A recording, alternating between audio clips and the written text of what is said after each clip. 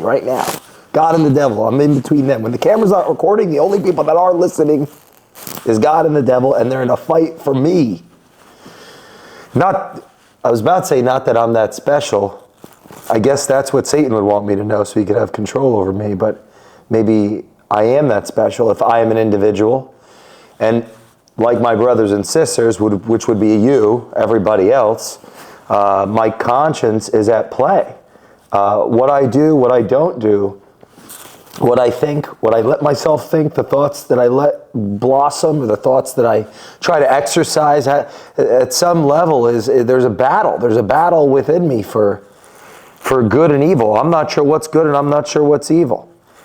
Am I alone in that? Am I struggling with that? Am I the only one that battles with that? I think it would be a bit self-absorbed to think that I'd be the only one that struggles with it. At the same time, it feels like a big projection if I'd assume that you are too, at least at the level that I am. So then I'm once again in between these two worlds where, am I projecting or am I internalizing? And this is where I'm getting split in half. Anyway, I was thinking about this the other day, like this morning. Why the heck? Why am I saying heck and not the other word? Because now I'm worried that somebody's over my shoulder trying to get me to curse and manipulate you with my language. And so that's just an example of what I'm talking about, this battle between good and evil. What am I actually saying, and what's its significance, and what are the ramifications of what I say?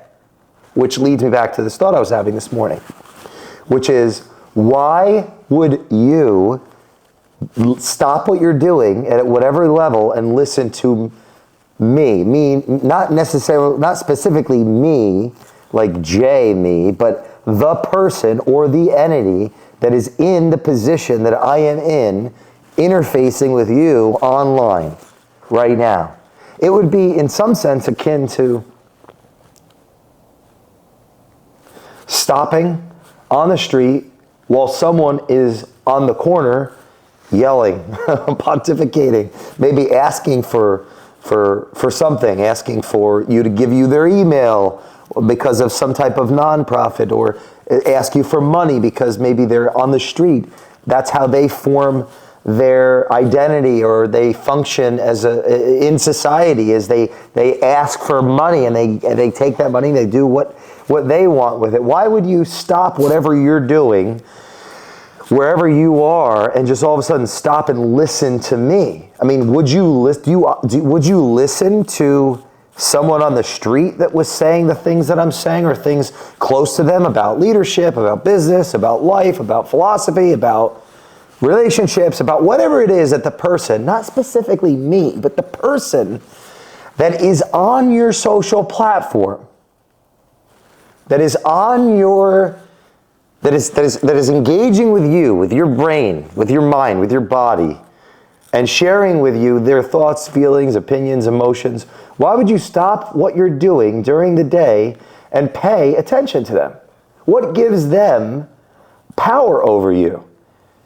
Do you do that when you're walking down the street and you're interacting and engaging with beggars or with... You can keep talking. Oh, okay. It's rubbing. And Jenna, this is nuts. the audio is not clear. Now it is. I'll put B-roll. No, it's okay. This is good. Keep it all. Keep it all. Let's, keep it. Why do we have to live in this world where everything is half true? I'm so sick of it. Half true, 1/5 true, 1/8 true. What if, it just takes a lot longer to get success or outcomes, the outcomes we think we want, we think we need. What if it just takes a lot longer to get those things, or the length of time to be rewarded for our thoughts, our feelings, our emotions, our truth, wherever we are in that journey to truth? What if it takes longer?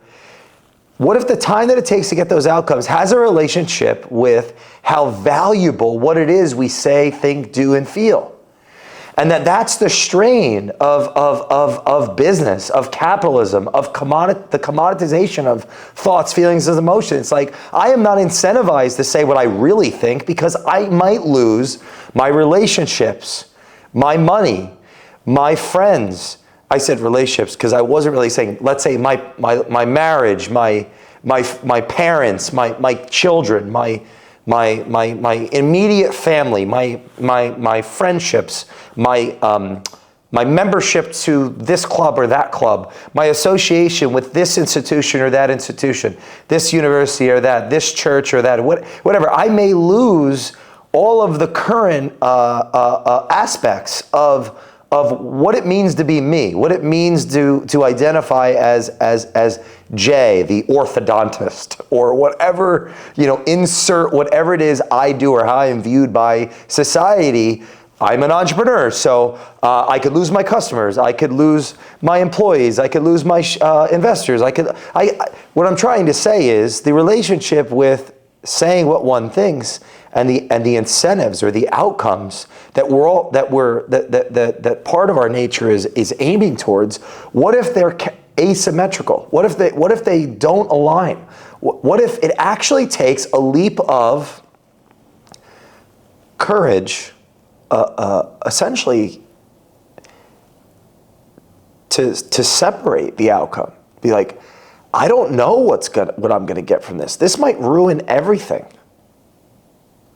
In the short run, I'll lose it all. In the long run, I'll gain myself. I'm not coming up with this idea. I am trying to think through it because I, as a student, as a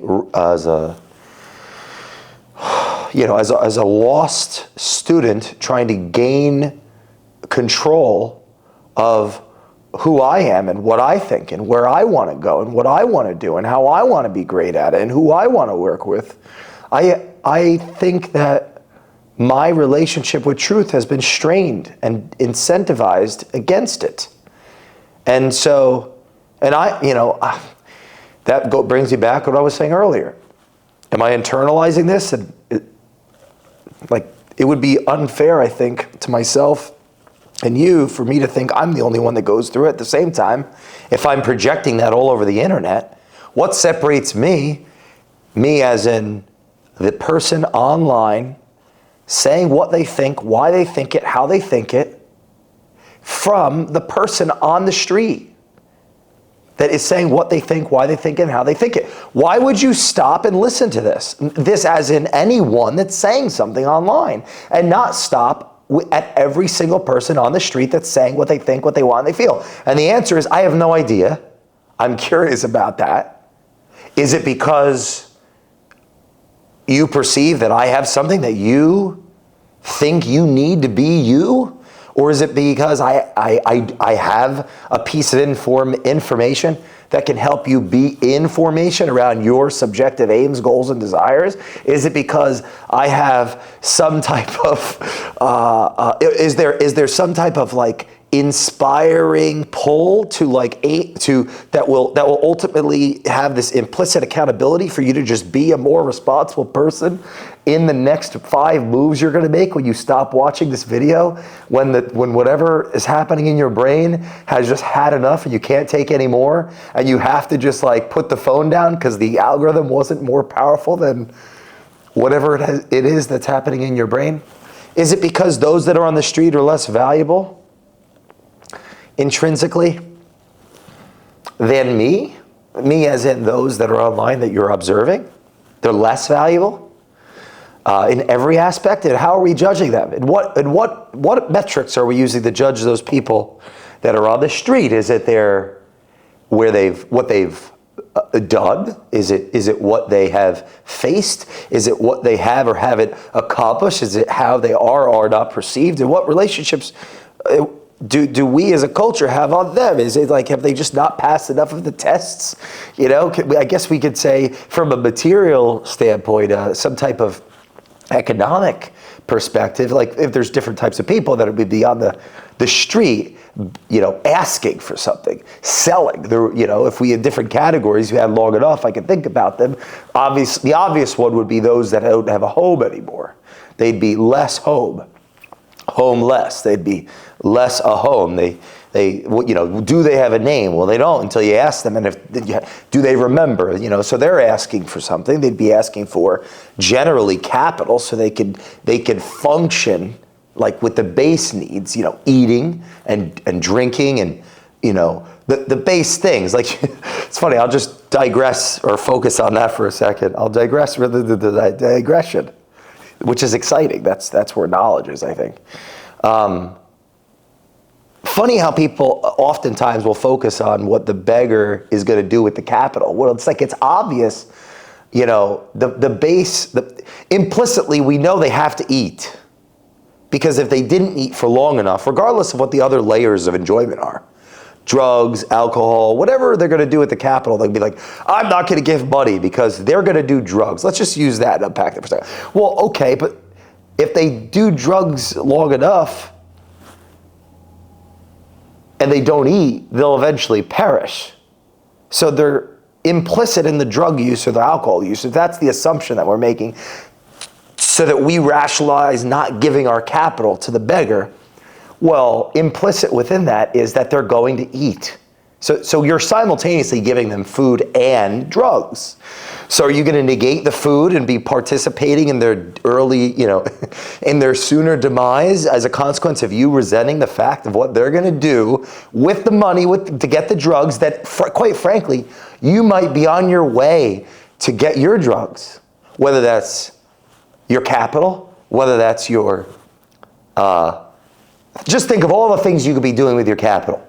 Any type of sin, right? Peterson says sin is to miss the mark, hamartia in Greek. Well, to miss the mark. So anything outside of your subjective aim, which you just made up, your goal, whatever you want to accomplish as a person that goes to work or doesn't go to work or starts a company or doesn't go to a company or blah, blah, blah, anything that misses the mark. So, you're going to the Starbucks because you can. And that's a way for you to avoid responsibility at work. You're going to get drugs yourself, or you're going to get alcohol yourself at some point in the day, and then that's your rationalization for they're just going to use my money that I give them for drugs. What do you mean? You're going to use your money that you get yourself from your employer that you give yourself for sacrificing your time, money, energy to get drugs too. It's just the difference is that it's like you're mad at yourself. What are you saying? So what this is really about is parting with your capital. Maybe you don't know what to do. I mean, it's about other things too. Well, let's see how, I don't know what it's about. I'm trying to figure that out with you. That's the point here. Which is why I need comments, because the comments of all of you are, I'm looking at this, I'll go to that for a second.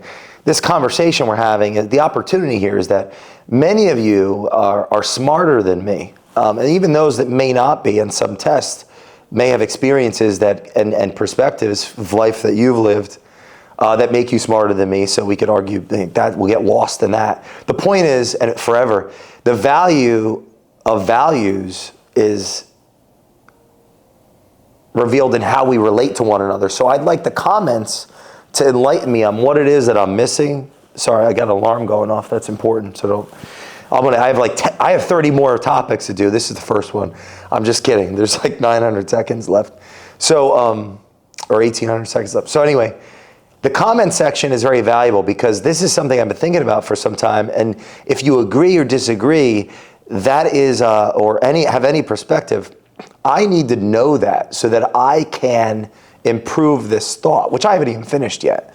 So, which you may not even like, which if I'm able to leverage all your angst, your animosity, your contempt for whatever I represent to you in the world through you putting all your energy in the comment section, it would be really intelligent for me to read it and listen to it, even if it's like a bunch of things that hurt me, emotionally. And the reason why I think that's important to note is because then when I'm walking down the street, I've already practiced how I handle contempt with strangers with you, that I might be less likely to just make up some lie, some rationalizations for why I hate homeless people.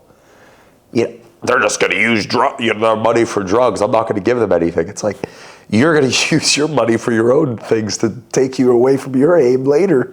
So it's really not what they're going to do with it that you both share. It's really about something else. It's some type of internal story with yourself of wherever you are. So I mean, the question becomes, how do you actually approach and relate to the person that's on the street asking for something, whether it's capital to do whatever it is they're going to do if they have less than a home, or it's somebody, you walk down the street, you see those people that have those little computers and they work for the nonprofits, and they try to stop you and say, hey sir, because they want to get your email and get you on a list to give you information about giving, to give you information on giving to some cause. So they're like an account executive for other of those that are in need in the world. So it's like it's another level of like, they're doing this, they're the same function for the human spirit at some level, but there's a distance. So you have the beggar, and then you have the account executive. It's like, you have a direct consumer, which is the beggar coming up to you on the street, asking for something, but it's externalized, right? It's explicit. And then you have the account executive, that person that's working for like ABC company that's raising money for some, third party project, asking you for your email on the street. How do you relate to both? Well, this is one of the lessons here in this whole, and I'm still going to go back to the other thing. What does it have to do with me, or people like me that are online asking for your attention? I'm making the argument, I think I am, even without even necessarily making it, that I am the person less a home, that I am asking for something akin to what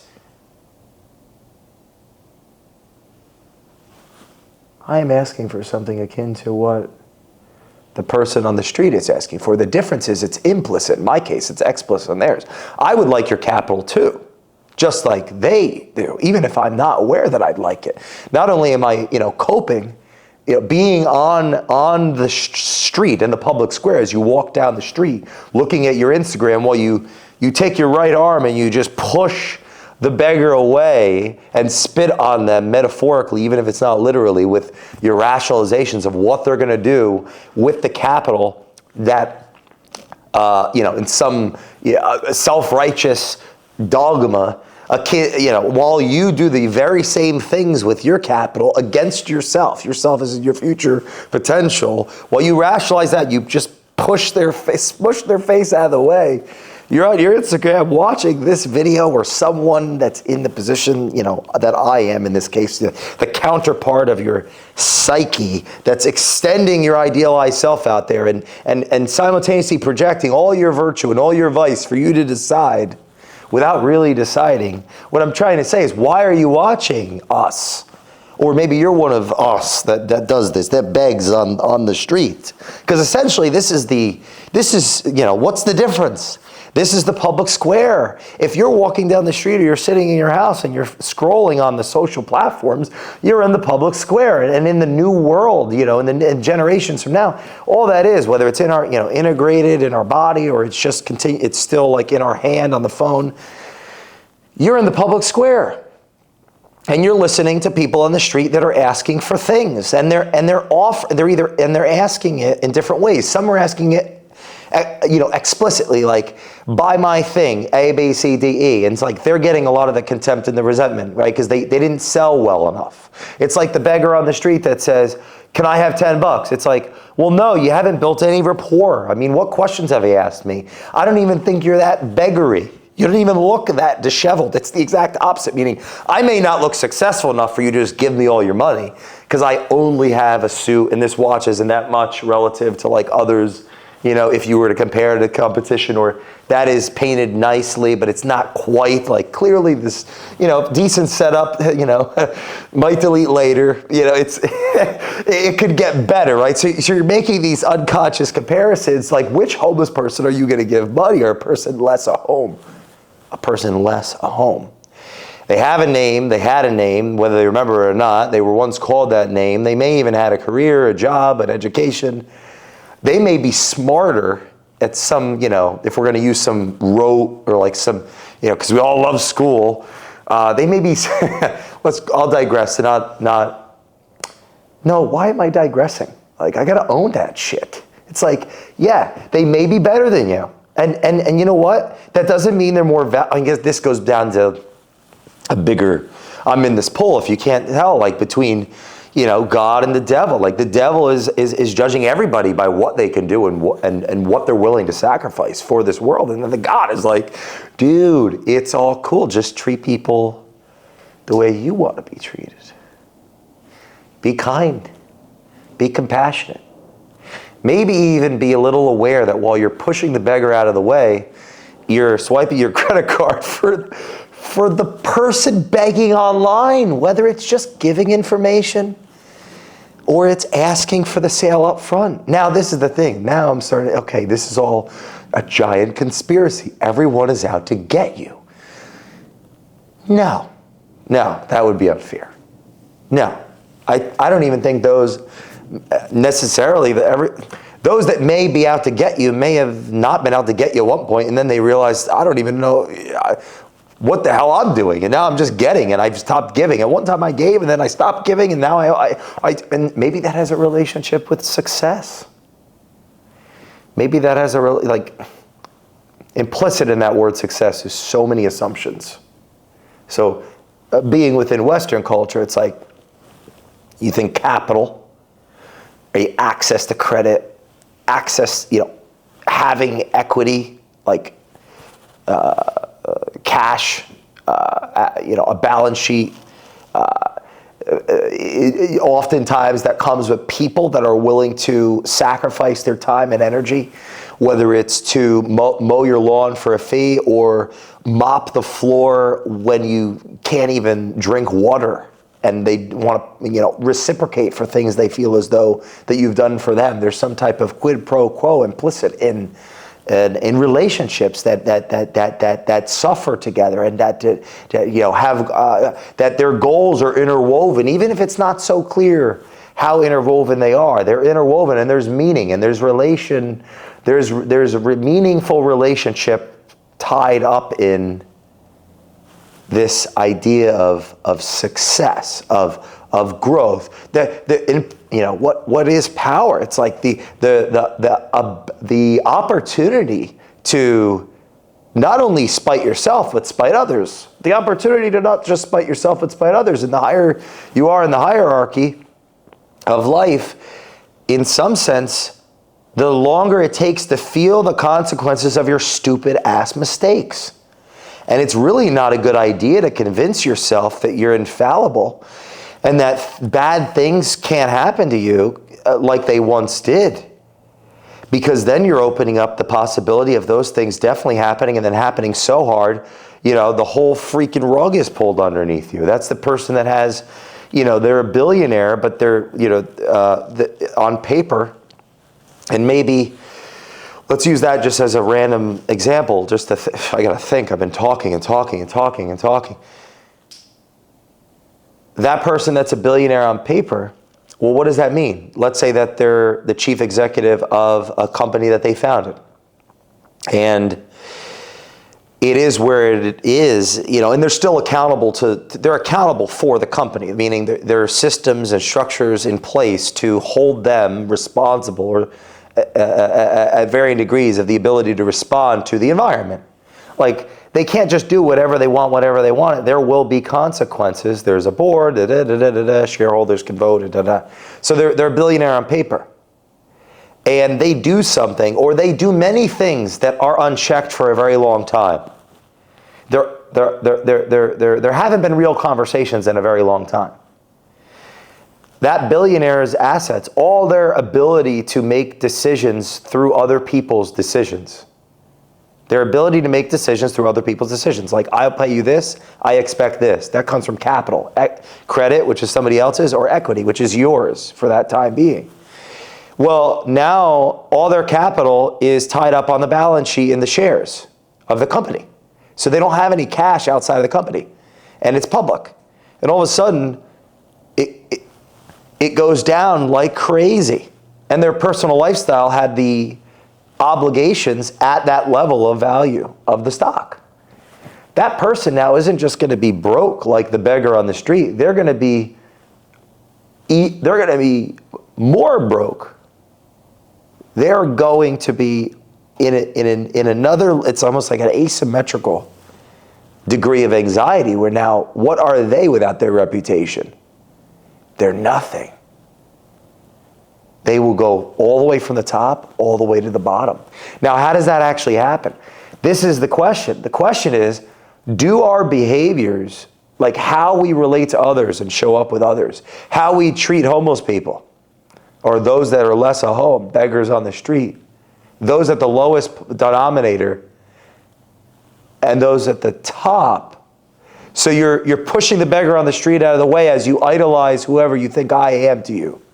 Because you watch this through your phone that you think you control through your brain, your cortex. You've made this decision to worship culture, cult worship, whoever you think I am.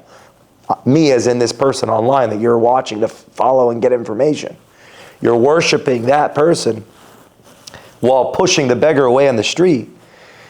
What if that potentially lowers the likelihood of being able to show up in the way and how you behave at the top of the hierarchy? At the top, you're the billionaire at the top on paper has the liabilities here, the assets there. All those decisions of sin, missing the mark, not keeping your word here, or not talking poorly on this person there, or just think of all the things that you wouldn't want. This is an easy one. You wouldn't want to work for that person.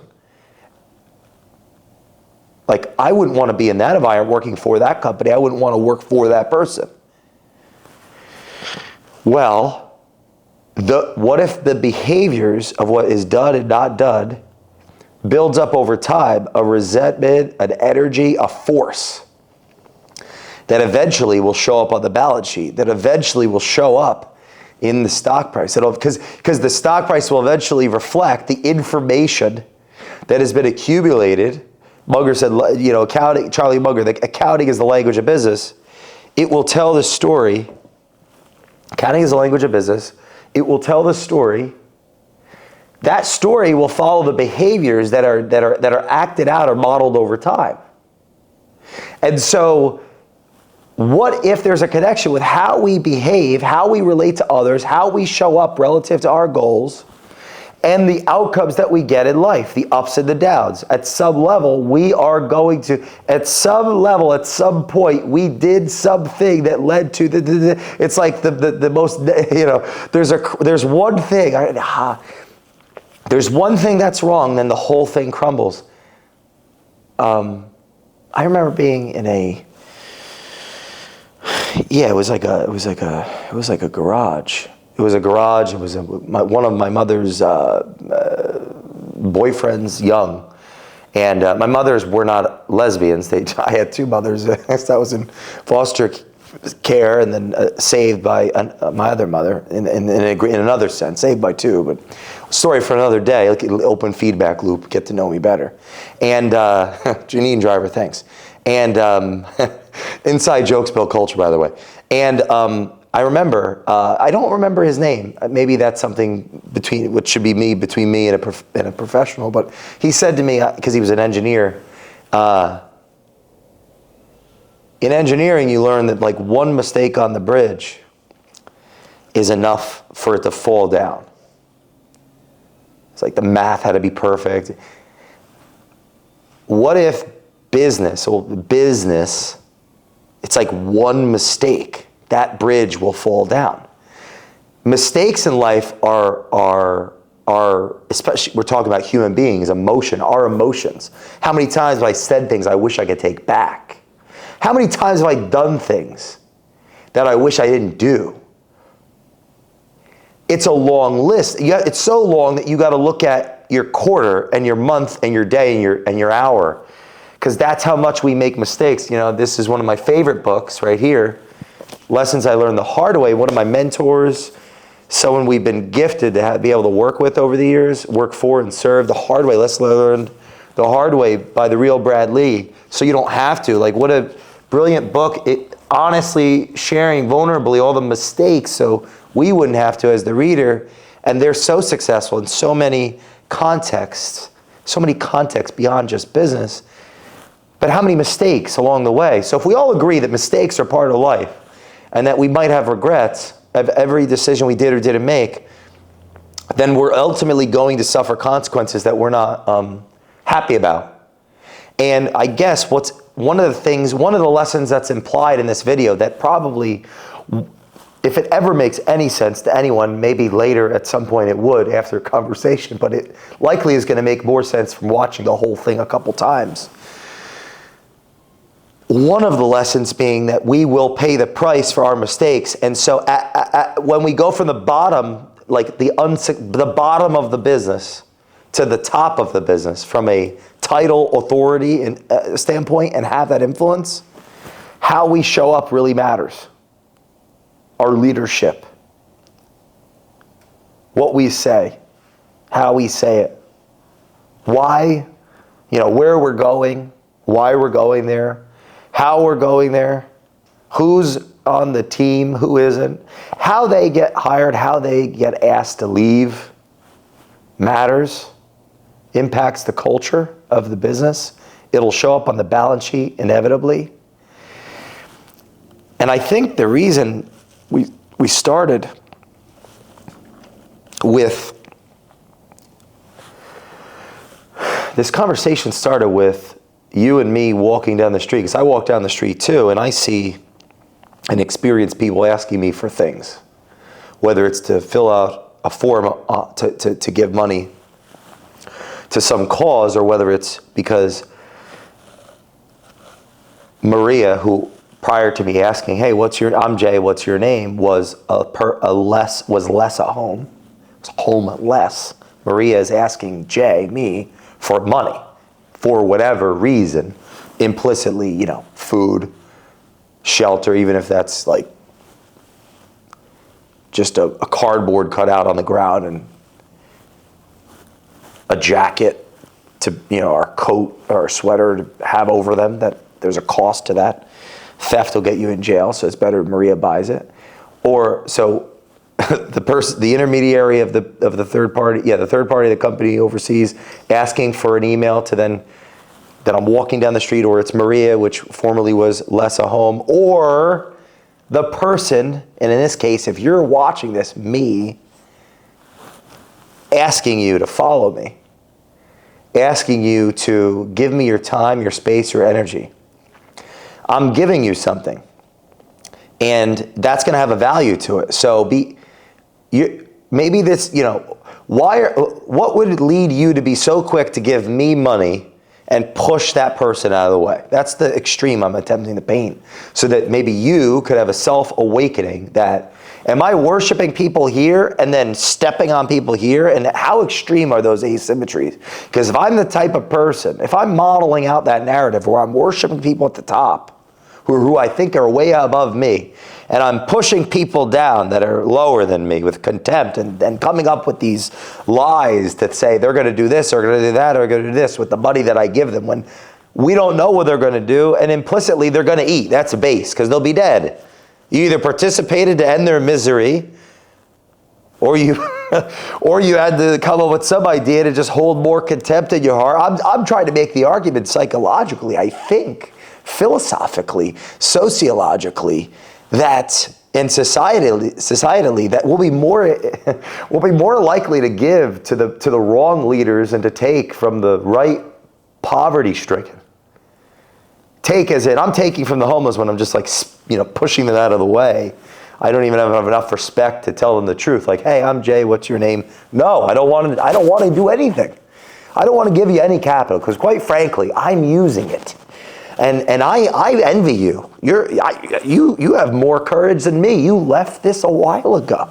I should be paying you. You are the motivator. You're the teacher. You're the guru. The person on the street. You have all the answers. You're out of the matrix, not the gentleman online telling us about the matrix. They're in the matrix that they have created, the matrix within the matrix, to get the capital that they need so that they can push the beggars on the street out of the way. And so, no, I admire the beggar. I want to give them my money. I want to be aware so I could be responsible in the system. And I'm still going to show up. I'm not leaving the matrix. I'm still going to work. I'm still going to sacrifice. I'm still going to try to invest some of my time that's not just eating and drinking water and doing, odd things for pleasure. I'm going to sacrifice it for society. Now, why? I'm selfish. Because if I don't, there's going to be consequences. I'm not going to be able to pay my mortgage. I'm not going to be able to compare myself to other people that I think are better than me. I'm not going to be able to show off to those that I think are worse. I'm not going to be able to contradict all the things that I've tried to, elucidate on here morally, because I'm just a person full of contradictions. I'm not going to be able to do any of those things, so I'm afraid not to participate in society. So I'm going to go to work for you and me and everybody else. Goods and services will be created as a consequence for me sacrificing my time, money, and energy to do something. Then I get something. I get capital. I get a name. I get a reputation. I get people seemingly caring about me. Seemingly, so it shows you the degree of trust there. But I get all these things, so I'm gonna function in society. That person that is on the fringe of society, on the street, they made a decision a while, and maybe a percentage of them are at a point where they can't decide. They have lost the capacity to decide. How do we relate to those people? Well, there's a percentage that just cannot relate to themselves anymore. So what does that teach us about us? It's like Schopenhauer said, compassion is the root of morality, but something about how we treat animals matters. Like, if the people on the street are treated like animals, what does that say about the culture? So, and then there's a percentage, you can only laugh because then you just cry. Comedy reveals what we either cannot articulate or are unwilling to. Right? I'm not honest enough yet. This is like the first go, in a sense. And then there's a percentage that, quite frankly, might have made a decision not to participate in our story. They're like participating in their own story. And it's like, wow, that might be somebody of immense power that's just decided not to share that power with you and me. And what I'm trying to say here is, this is an interesting thought to me, at least, if you care enough. And you don't have to care, and if you don't care, you should comment. You should comment and share this to somebody that you think could really beat me up on this topic. And because all of a man of knowledge needs to be able to hate his friends and love his enemies, something to that effect. Okay, Nietzsche. I like Nietzsche. A man of knowledge, a woman of knowledge, whatever. A person of knowledge needs to be able to. Now I'm saying that, I'm editing it. A person of knowledge needs to be able to love their enemies and hate their friends, to have a conversation that where it's a perfect mixture of shame and courage, shame and pride. There's shame in learning. There's shame in learning. Why? Because we die. Our thoughts die, so we don't have to. I think Peterson said that because Whitehead said that, and Whitehead said it because somebody else said it. I don't know. I need to read more. So the point is, there's a couple points in this. One of them is, and this is totally an exploration. I've been thinking about this for a while. I haven't put it to paper. Peterson would tell me to write more, on this topic, and that will help. Sure, I'll do it. A lot more people than him would say it. So one of the ironies in this whole thing is I keep referencing these people that have impacted me. I keep worshiping them, and so there's an interesting tug between worshiping God and giving the devil his place that he hasn't earned. So be careful of that. I'm in that struggle as a student and as a teacher, because believe it or not, sometimes I can't believe it. Maybe I just need more to own it at some level. I have students, and I'm a teacher, and I have students. I'm a teacher, and I have teachers, and I'm trying to. I think I need to have teachers and have students, and how I relate to my teachers and my students represents different parts of who I am and shows me who I really am, the average of that. And of course, then you have your peers and your friends and your enemies, and some admixture of that. And how I relate to all these people reveals me at whatever level. So going back, long story longer than it should have been long, we have, I'm drawing an analogy between the beggar on the street and me doing this. Literally. me, and because I'm part of this, I want your money. I do. I'd like to feel that I earned it. I think the beggar also would like to feel that they earned it. And they probably have to talk to 100 people a day, at least, maybe 1,000. They probably work a lot harder than me. I have this open because I'm for self-development purpose, I have my laptop open because it's listening to me, so later I can think through all these notes and write these notes and film different podcasts and different topics. There's got to be like 30 different things to talk about from this. So I have this on my lap. I'm not reading from it at all. I'm just, maybe I should be. Maybe I'd be better. So I'm always open to improvement and thinking. But just so you know why this is on my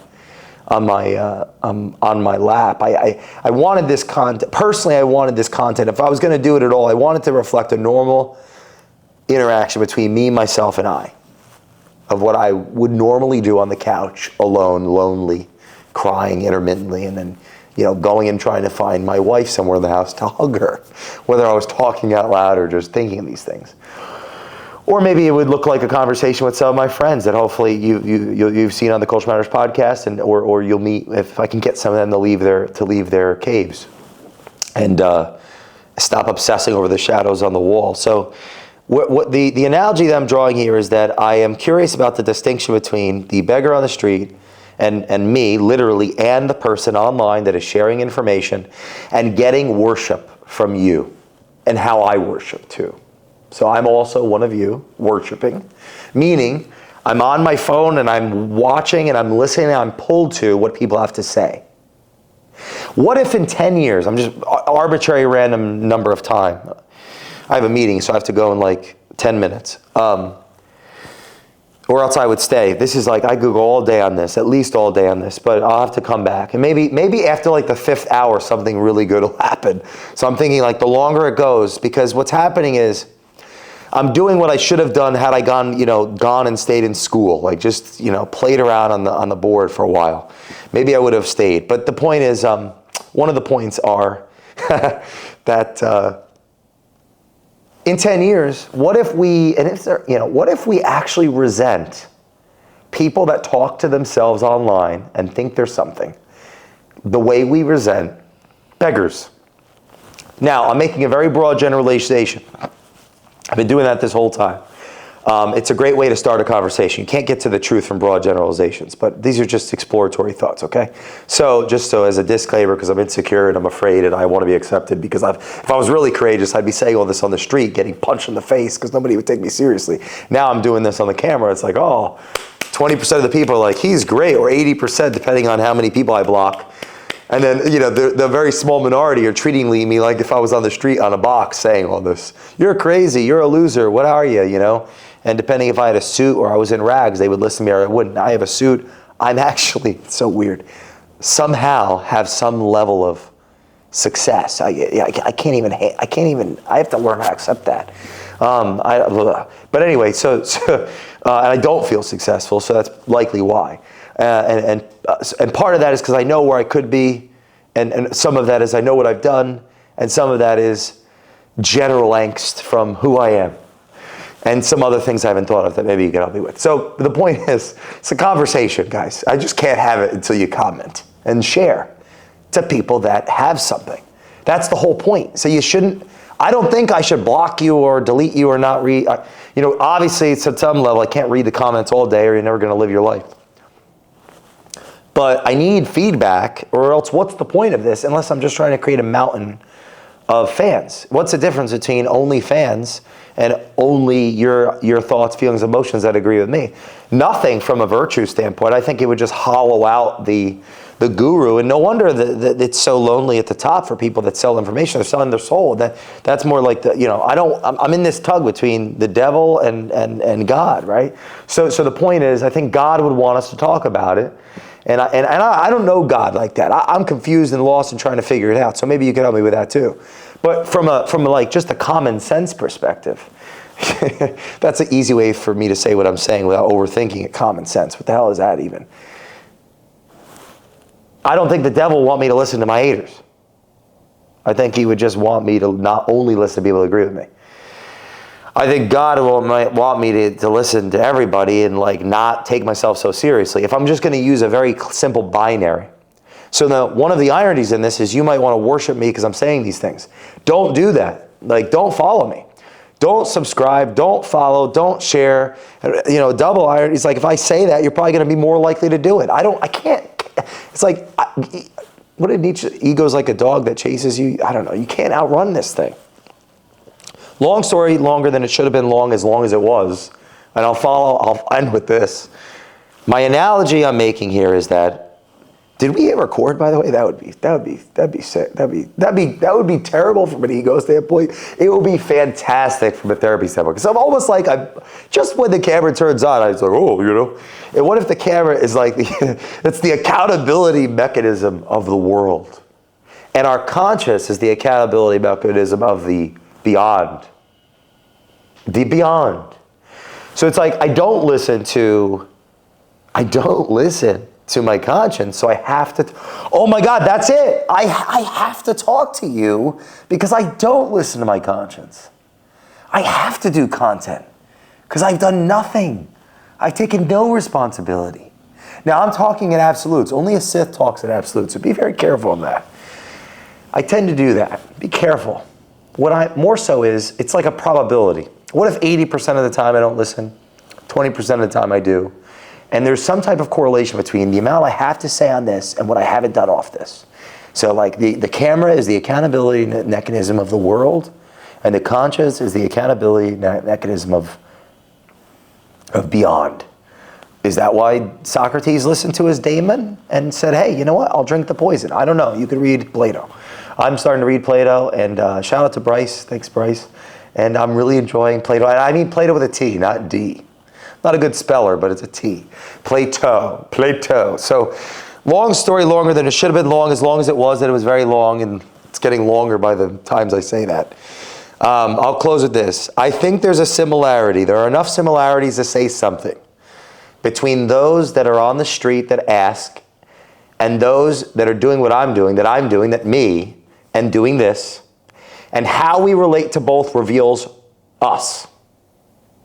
So if you are the type of person to fall for every scam online, you're probably either an over-giver on the street or a total dick on the street.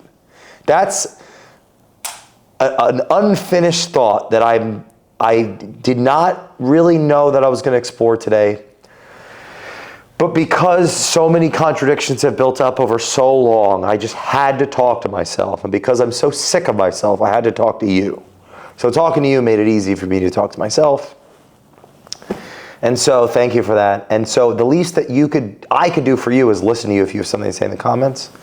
And the least that you could do for me is to give me money. And the way that you do that, I'm not really sure, because I'm not that good at business, quite frankly, or else right now you'd be able to give me the money. I prefer books. If you could send me a book, you could find where I live and send me a book. That would be fantastic. We will have a wish list at some point because I'd like to read more. And I think at maximum leverage from having only books. I don't need only fans. I won't stoop that low, but only books. And then the other way, there actually are pretty significant people that have worked with me over the years from an ego standpoint. I mentioned Brad. There's some other amazing people. If you haven't read Finding Honor, you should read that. One of my students wrote this unbelievable book, Finding Honor, Your Journey to the Truth. And I told him the other day, Christine, I've learned so much from you. Something in this phrase, like, I haven't got my honor yet. I haven't written my honor yet, but I plan to. And so, we can learn from our students. I learned so much from my students, and I'm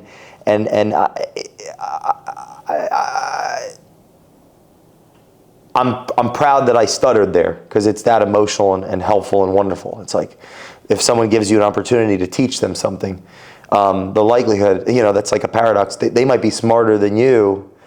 Well, duh, because they're just like a child to a parent, right? You want your parent. A parent would want their kid to go beyond them. So, of course, I want my students to go way beyond me. There's a lot of pain in that because of insecurity and ego. And I have failed and suffered all of those things. So, that's something I always try to look at myself and say, where have I hurt? my students, or where have I not showed up? So I think one of the ways to avoid that is to, as I go through these different series, to honor all students that I've had the opportunity to serve for what was clearly significant about them. And they all of them, there's never been a student that didn't have something to offer. And, regardless of whatever their fate led them to, or led our relationship to. And there's a real beauty to that, right? So, maybe we need a Satan and God for the meaning to happen. We need the conflict. So that being said, it's more of like a choice, right? How we show up. So my main analogy was, I don't want to get lost in that, because it'd be nice to have some bullets at the end here. It's a question, what is the difference truly in our culture between the beggar and the online profiteer, regardless of value, because value is going to be looked at in so many different ways? What is the difference? And will we as a culture process what this is in 10 years when there's more supply? Is that going to affect the demand? Because explicitly, we all might agree, we don't want to buy somebody's course that's selling us. But everyone's selling us, because that's what we do in capitalism. So I'm selling you too, even if I don't ask for 10 times, because maybe I'm not good at asking. I'm not that type of business, salesperson. I'm not. I was about to say good, because that's the bias. I was like, maybe I'm so good that I wait 10 times. The point is, so that's that. I think, and then the other thing is how we relate to worshiping those that we perceive as above, or we put above, and those that we perceive as below will reveal our values, what we value, how we value, that we value. And all of us, I've always thought this, even like a little kid, we're all in, school never ends, like the classrooms, there's an infinite amount of classrooms, classes, and hierarchy to levels. It never ends. And imagine throwing all the kids in a school in one room and expecting them all to learn. When they're all at different grades, they're all at different knowledge, and they all have different cups that they're holding, right? And all these cups are different sizes. And all the cups are filled with love and with wisdom at different capacities. And the meeting of two personalities is like the contact of two chemical substances. If there's any reaction, both are transformed. Carl Jung. So in that cup is like love and wisdom, it's combustion. It's like fission. It's a freaking reactor, and everyone is carrying different cups. And some people have vats, and some people have unbelievable, large things on their backs of potential, and they're heavy, hunchback, and putting them all in a room, and they're all at different levels, and expecting them to communicate with one another. That's life. No wonder there's all these countries fighting, and everyone's there's so much conflict. We're all in different classrooms, speaking different languages, knowing different subjects, with different degrees of potential, and amounts of love and wisdom. And the most interesting thing, and I'll leave on this for today. One of my mentors, one of my advisors, I consider a student of, I was having a conversation at their house. Alan Weiss, he's unbelievable, genius guy. He said that we had the same thought on this thing about the glass and how the glass, not quite the metaphor, but it was about the same thing. And it was a cathartic moment for me to experience him, learn from him, and then recognize that someone out there in the world also had that similar thought. And I think that puts a bow on, don't give up on your journey to mentorship, to heroes, to having heroes, the Brad Lees, the Alan Weisses, the Christine Beckwiths. Don't give up on your journey to finding honor, even though some of this video might have come across negative or conspiratorial or neurotic and crazy. Don't give up on your dreams of learning, and because that, I'm really talking to myself. I'm definitely not going to give up on that. So, my word for 2026 is love.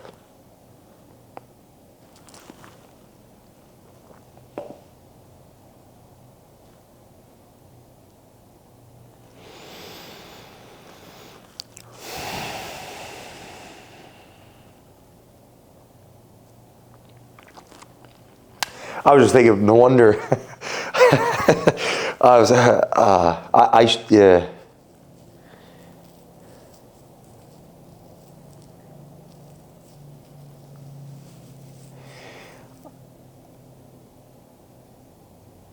What cannot be spoken must be passed over in silence. So let's shut this off. It's enough for today.